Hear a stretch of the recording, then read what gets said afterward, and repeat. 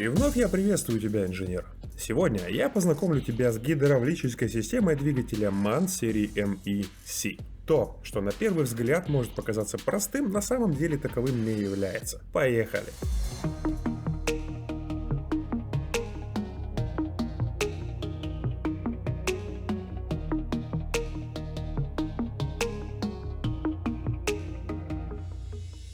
В гидравлике движка используется системное его масло, но оно проходит предварительную очистку в автоматическом фильтре. Размер ячейки 6 микрон. На случай непреодолимых нежданчиков имеется и байпасный друг, но его ячейка уже 25 микрон, да и сам он не очищается. Не знаю, сколько на нем можно будет ехать. На этом этапе сразу хочу сказать, что имеется клапан, позиция 115. Да, я буду использовать позиции видео, потому что они одинаковы для всех двигателей серии, и тебе будет проще ориентироваться. Его рабочее положение закрыто, но если нужно дренировать вообще всю систему обратно в картер, то 115 тебе в этом поможет. Очищенное масло идет к насосам, и тут может быть три варианта. Первый. У вас классический Боря Ваня, основные насосы которого имеют механический привод, а два стартовых насоса имеют электропривод. В этом случае производительность стартовых насосов не регулируется и хватит только на то, чтобы стартануть движок. Второй вариант. Тоже есть насосы с механическим приводом и регулируемой производительностью, но стартовые насосы, что с электроприводом, уже побольше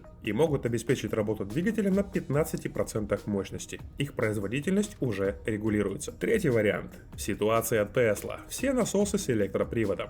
Регулирование производительности насосов с механическим приводом. С аксиально-поршневым насосом все понятно. Есть люлька или swash plate, отклонением которой от оси вала и регулируется производительность. А перекладка осуществляется той же гидравликой под контролем электроники. Куда более интересна заложенная модель поведения насосов.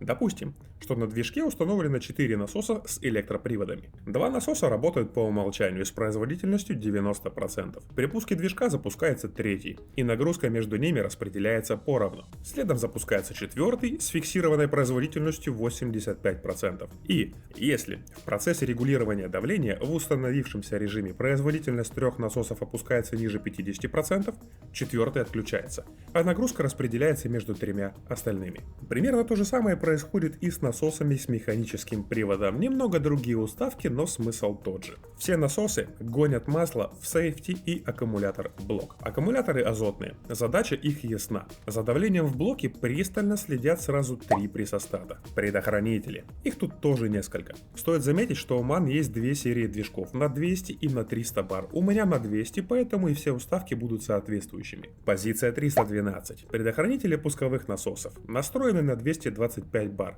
Они механического типа могут открываться, когда двигатель в горячем резерве. То есть, насосы молотят, движок масла не расходует, давлению куда-то нужно деваться. Позиция 311 – это общий предохранитель с настройкой в 315 бар.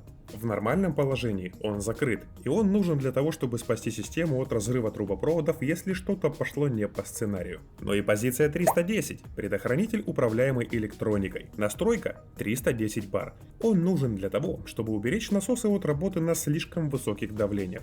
Живет своей жизнью, периодически открывается при сильно динамичной работе рукояткой управления.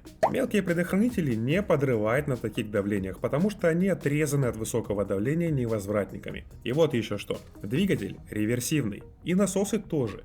Там просто перекладывается swash plate. Но на случай, если затупит автоматика, мановцы приделали клапан с позиции 203, что не позволит работать на сухую в случае, если движок произвел реверс, а насос нет. То, что мы при этом заглохнем, это само собой. Что там дальше? После каждого насоса установлен невозвратный клапан. Это для безопасности. Если один из насосов остановится, например, лопнет слабое звено, давление в трубе может реверсировать насос, превратив его в двигатель. Дури много, в металлолом насос превратится очень быстро при таком раскладе. Дальше две трубы высокого давления доставляют масло на платформу HCU через еще пару невозвратников. Труба разделена на две. 6 цилиндров в нос и 5 цилиндров в корму, а посередине цепь. Вот мы и подошли вплотную к цилиндрам. Схема может показаться сложноватой, но когда нас это останавливало? Смотри, линия LPS, Low Pressure Supply. Это чистое масло, но под системным давлением, 3 бара в моем случае. Drain – это дренаж масла. P2 – давление 200 бар, источник энергии для всех процессов. И Main Tank – это дренаж в картер. Давай так, инженер. У меня есть чертеж для FIVA, а на двигателе у меня Elfi и Elva. Но разница невелика. Думаю, мы поняли друг друга.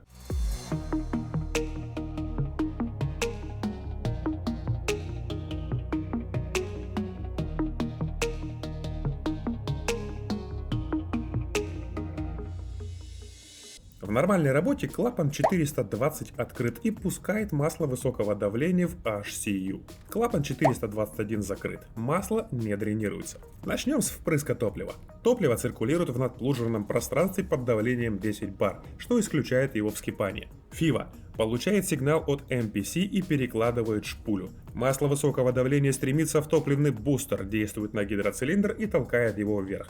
Происходит впрыск топлива. Далее следует сигнал от MPC и шпуля переходит в нейтральное положение. Давление масла стравливается через петлю. Об этом позже. Плунжер ТНВД ворачивается в исходное положение давлением топлива. Следующий сигнал на открытие выпускного клапана перекладывает шпулю в противоположную сторону. Масло высокого давления стремится в актуатор выпускного клапана.